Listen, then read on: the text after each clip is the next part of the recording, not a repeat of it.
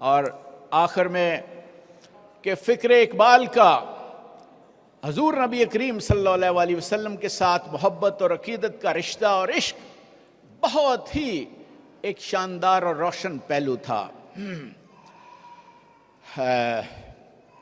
وہ دانائے سبل ختم الرسل مولا کل، جس نے غبار راہ کو بخشا فروغ وادی سینہ، اور نگاہ عشق و مستی میں وہی اول وہی آخر، وہی قرآن وہی فرقان وہی یاسین وہی طٰہٰ۔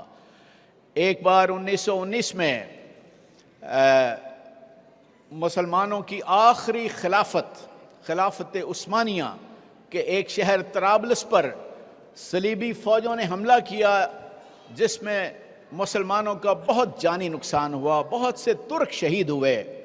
اس سے پورے ہندوستان کے مسلمانوں میں ایک غم کی لہر دوڑ گئی، اور یہاں کے مسلمانوں نے شہداء کی یاد میں اور ترک بھائیوں کے ساتھ یکجہتی کے لیے ایک بہت بڑا اجتماع منعقد کیا لاہور کی بادشاہی مسجد میں، جس میں پورے سب کانٹیننٹ کے تمام بڑے بڑے لیڈر شامل ہوئے، اور انہوں نے بڑی بڑی پرجوش تقاریر کی۔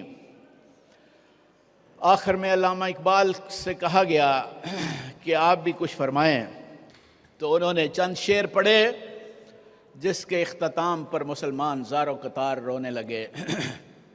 میں چند شعر جس کا عنوان ہے حضور رسالت مآب میں، یعنی اقبال دنیا اسلام کا سب سے بڑا دانشور اور فلاسفر دربار رسالت میں پہنچا ہے، کیا لے کے پہنچا ہے؟ اقبال کہتے ہیں، گراں جو مجھ پہ یہ ہنگامہ زمانہ ہوا، جہاں سے باندھ کے رخت سفر روانہ ہوا، فرشتے بزم رسالت میں لے گئے مجھ کو، حضور آیا رحمت میں لے گئے مجھ کو۔ اقبال پہنچ گیا۔ حضور نے اب فرمایا،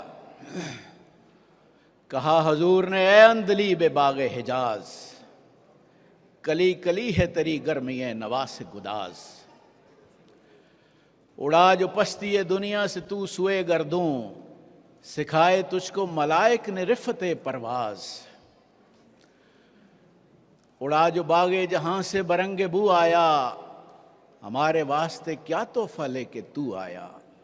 یہ حضور نے پوچھا، اور اب اقبال عرض پرداز ہے۔ اب اندازہ کریں کہ پن ڈراپ سائلنس ہے۔ جنہوں نے رپورٹ لکھی، میں کتابوں میں پڑھی کہ پن ڈراپ سائلنس ہزاروں کے مجمع میں، کہ اب اقبال کیا کہتا ہے؟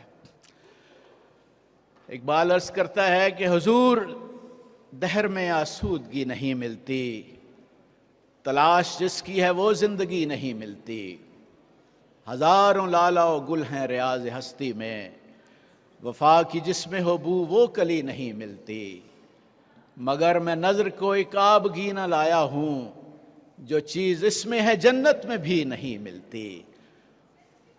اب لوگ پھر اشتیاق کا کلائمیکس ہے کہ عاشق رسول اور اقبال کیا پیش کر رہا ہے؟